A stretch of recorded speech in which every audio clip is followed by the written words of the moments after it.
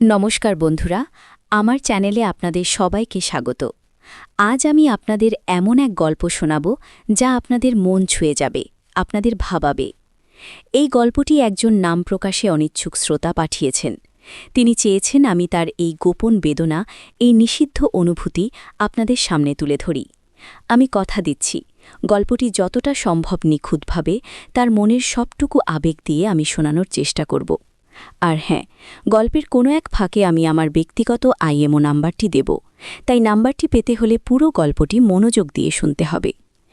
এই গল্প শুধু পরকীয়ার নয়, এই গল্প হল এক নারীর মনের চরম একাকিত্ব, তার অতৃপ্ত আকাঙ্ক্ষা আর জীবনের এক কঠিন বাস্তবতার। আমি রিয়া, এই গল্পের মূল চরিত্র। বয়স আমার ৩৩। স্বামী সুমিত এক নামকরা কর্পোরেট হাউসে উচ্চ পদে কর্মরত। আমাদের জীবনটা বাইরে থেকে দেখলে মনে হবে এক নিখুঁত ছবি। সাজানো গোছানো ফ্ল্যাট, দামি আসবাব, সুমিতের বিশ্বস্ততা, সবই ছিল। কিন্তু আমার মনের গভীরে যে শূন্যতা, যে একাকিত্ব বাসা বেঁধেছিল, তা এই বাহ্যিক চাকচিক্যের নিচে চাপা পড়ে যেত। সুমিত ভালো মানুষ, কিন্তু ওর কাজের চাপ, ওর সময় জ্ঞানহীনতা আমাকে ক্রমশ একা করে দিচ্ছিল। আমাদের মধ্যেকার সম্পর্কটা যেন কেবলই এক অভ্যাসে পরিণত হয়েছিল, যেখানে ভালোবাসার উষ্ণতাটুকু কবেই শুকিয়ে গিয়েছিল। আমার ননদ মৌমিতা বিয়ে হয়েছিল বছর ৫ আগে, কিন্তু বছর ২ পরেই ওদের ডিভোর্স হয়ে যায়। মৌমিতার প্রাক্তন স্বামী রজত ওর এক দূর সম্পর্কের মামাতো ভাই ছিল, আর রজতের ভাসুর অরুণাভ ছিলেন সুমিতের অফিসের এক পুরনো বন্ধু। ভাগ্যচক্রে সুমিতের সাথে অরুণাভতার পরিচয়টা খুব গভীর না হলেও একটা সৌজন্যের সম্পর্ক ছিল। এই অরুণাভতার কথাই এখন আমার গল্পের কেন্দ্রবিন্দু। ঘটনাটা ঘটেছিল বছরখানেক আগে, বর্ষার এক মেঘলা দিনে। সুমিত অফিসের কাজে বাইরে গিয়েছিল, ফিরতে রাত হবে। মৌমিতা, আমার ননদ, কিছুদিনের জন্য আমাদের বাড়িতেই ছিল। ওর প্রাক্তন স্বামীর সাথে সম্পর্ক চুকিয়ে ফেলায় ও খুব ভেঙে পড়েছিল। সেদিন সন্ধ্যায় হঠাৎই অরুণাভতার ফোন আসে সুমিতের নম্বরে। সুমিত ফোন ধরেনি। কিছুক্ষণ পরেই আবার ফোন, এবার আমার নম্বরে। আমি একটু অবাকই হলাম, জানতাম না কেন এই সময়ে অরুণাভতার ফোন। ফোনটা ধরে জিজ্ঞেস করলাম, হ্যালো, কে বলছেন? অপর প্রান্ত থেকে এক গম্ভীর শান্ত পুরুষ কণ্ঠ ভেসে এলো, আমি অরুণাভ। সুমিত বাড়ি আছে? না, সুমিত বাইরে গেছে, একটু রাত হবে ফিরতে। আপনার কি দরকার ছিল? আমি প্রশ্ন করলাম। ওহ, তাই নাকি? আসলে ওর সাথে কিছু জরুরি কথা ছিল, তবে আপনি যদি সাহায্য করেন। অরুণাভতা একটু ইতস্তত করছিলেন। কি সাহায্য বলুন? না মানে মৌমিতার ব্যাপারে, অরুণাভতা শুরু করলেন। মৌমিতার কথা শুনে আমি একটু হকচকিয়ে গেলাম। মৌমিতার ব্যাপারে কি হয়েছে? না তেমন কিছু নয়, আসলে রজতের দিক থেকে ওর ওপর কিছু চাপ আসছে, কিছু পুরনো বিষয় নিয়ে।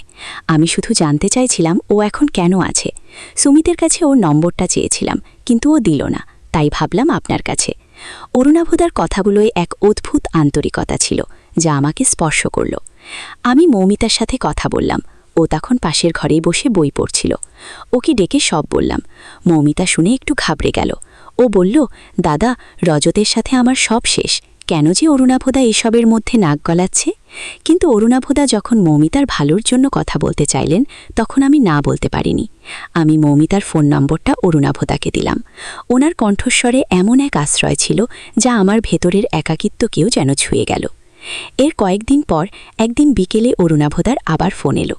এবার সুমিতের নম্বরে নয়, আমার ব্যক্তিগত নম্বরে। আমি তখন একা। সুমিত সেদিনও অফিসের কাজে বাইরে। মৌমিতা ওর বান্ধবীর বাড়ি গেছে। চারিদিক নিস্তব্ধ। হ্যালো, রিয়া দেবী, আমি অরুণাভ। আশা করি বিরক্ত করিনি? না, বলুন। আসলে মৌমিতার ব্যাপারটা নিয়ে আরেকটু কথা বলতে চেয়েছিলাম, আর আসলে আপনার সাথেও কিছু কথা আছে। আমার সাথে? কি কথা? না মানে আপনাদের বাড়িতে সেদিন গিয়েছিলাম, সুমিতের সাথে কথা হচ্ছিল। ও বলছিল ওর নাকি ইদানিং খুব চাপ যাচ্ছে। আপনারও কি মানে কিছু? অরুণাভতার প্রশ্নটা শেষ হলো না, কিন্তু তার গলার স্বর, তার প্রশ্ন করার ভঙ্গি আমার মনে এক অদ্ভুত আলোড়ন সৃষ্টি করল। এমন একজন পুরুষ যে আমার মতো একজন সাধারণ গৃহবধূর মনের কথাও জানতে চাইছে। এইটুকু সহানুভূতি, এইটুকু প্রশ্ন আমার জীবনে এক নতুন অনুভূতি এনে দিল। আমার তো সব ঠিকই আছে। আমি একটা দীর্ঘশ্বাস লুকিয়ে বললাম, সত্যি নাকি আপনিও? অরুণাভতা আবার প্রশ্ন করলেন, তার গলার স্বরে এবার এক নতুন টান, এক গভীর আগ্রহ। আমি চুপ করে রইলাম, কি বলবো বুঝতে পারছিলাম না। আমার ভেতরের লুকানো কষ্টগুলো যেন আজ এক নতুন দরজার সামনে এসে দাঁড়িয়েছে। আচ্ছা, আপনার যদি কখনো মনে হয় আপনার কারোর সাথে কথা বলা দরকার বা অরুণাভতা থামলেন, আপনি নিঃসংকোচে আমাকে বলতে পারেন। আমার একটা ছোট অফিস আছে, একটা লাইব্রেরিও আছে, সেখানে বসি মাঝে মাঝে, আপনি চাইলে আসতে পারেন। তার প্রস্তাবটা আমার কাছে কেমন যেন নতুন লাগলো। এক অচেনা পুরুষের কাছ থেকে এমন প্রস্তাব। আমার মনে ভয় কাজ করছিল, আবার একটা অজানা রোমাঞ্চও অনুভব করছিলাম। সুমিতের থেকে যেটুকু ওয়ার্মথ আমি আশা করি তা আমি অরুণাভদার গলায় তার কথাই খুঁজে পাচ্ছিলাম। আমি ভেবে দেখব, আমি আমতা আমতা করে বললাম, অবশ্যই, কোনো চাপ নেই, তবে মনে রাখবেন আমার দরজা সব সময় আপনার জন্য খোলা, বলে ফোনটা রাখলেন অরুণাভদা। সেই রাতের পর থেকে আমার মনে এক অদ্ভুত তোলপাড় শুরু হলো। অরুণাভদার প্রতিটি কথা, তার গলার স্বর আমার কানে বাজতে লাগল। সুমিতের সাথে আমার সম্পর্কটা যেন আরও ফিকে মনে হতে লাগল। অরুণাভদার প্রস্তাবটা আমার মনে বারবার উকি দিচ্ছিল। তার লাইব্রেরিতে বসে চা খেতে খেতে তার সাথে কথা বলা, এই ভাবনাটাই আমার মনের গভীরে এক নতুন অনুভূতির জন্ম দিচ্ছিল। পরের কয়েকদিন আমি শুধু এভাবেই কাটালাম। অরুণাভদার সাথে কথা বলাটা আমার কাছে এক নিষিদ্ধ আনন্দ হয়ে উঠল। তার প্রতি আমার এক অমোঘ আকর্ষণ তৈরি হতে লাগলো।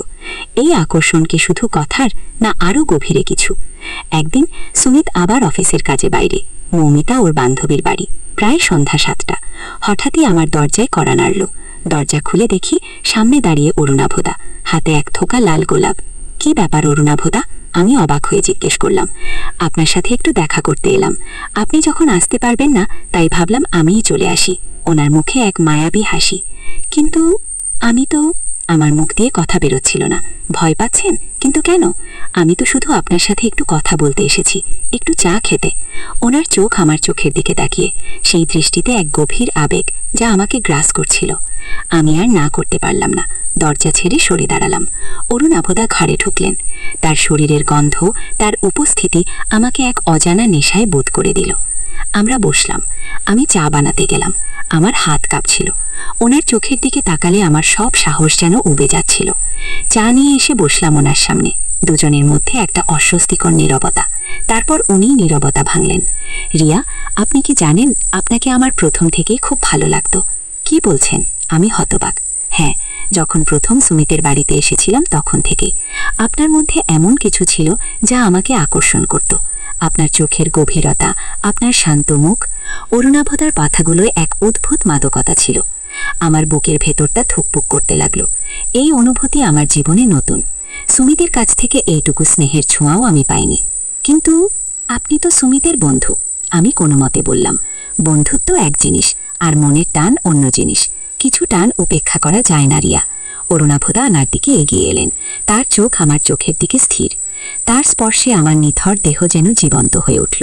প্রতিটা লোমকূপ জেগে উঠল এক তীব্র অনুভূতির আগুনে। আমি কিছুতেই নিজেকে আটকাতে পারছিলাম না। তার সান্নিধ্য, তার কণ্ঠস্বর, তার চোখের গভীরতা আমাকে এক নতুন জগতে টেনে নিয়ে যাচ্ছিল। অরুণাভদা ধীরে ধীরে আমার দিকে হাত বাড়ালেন। আমার হাতটা নিজের হাতে নিলেন। তার হাতের উষ্ণতা আমার সমস্ত শরীর কাঁপিয়ে দিল। আমি চোখ বন্ধ করে ফেললাম। আমার সারা শরীর দিয়ে যেন বিদ্যুৎ তরঙ্গ বয়ে গেল। রিয়া, ওনার ফিসফিস করে ডাক। আমার মন বলছিল না, কিন্তু শরীর আর মন যেন একসাথে বলে উঠল হ্যাঁ। আমি অরুণাভদার দিকে আরও একটু সরে এলাম। ওনার মুখটা আমার মুখের কাছে এগিয়ে এলো। ওনার নিঃশ্বাস আমার মুখে লাগছিল। আমার ঠোঁট দুটো কাঁপছিল। এই নিষিদ্ধ আকর্ষণ, এই নিষিদ্ধ মুহূর্ত, আমার সব প্রতিরোধ যেন ভেঙে যাচ্ছিল। অরুণাভদা আমার মুখের দিকে তাকিয়ে রইলেন। তারপর ধীরে ধীরে তার ঠোঁট আমার ঠোঁটের ওপর রাখলেন।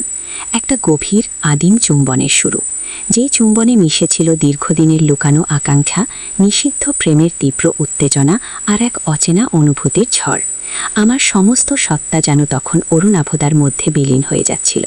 আমাদের দুজনের শরীর এক হয়ে মিশে যাচ্ছিল এক নতুন উত্তেজনাময় অনুভূতির রাজ্যে।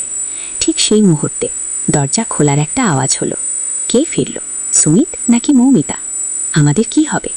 গল্পের এই টানটান উত্তেজনার মুহূর্তে আমরা আপাতত থামছি। আপনারা কমেন্ট করে জানান এই গল্পের পরের পর্বে আপনারা কি দেখতে চান। আর অবশ্যই চ্যানেল সাবস্ক্রাইব করতে ভুলবেন না। ভালো থাকবেন।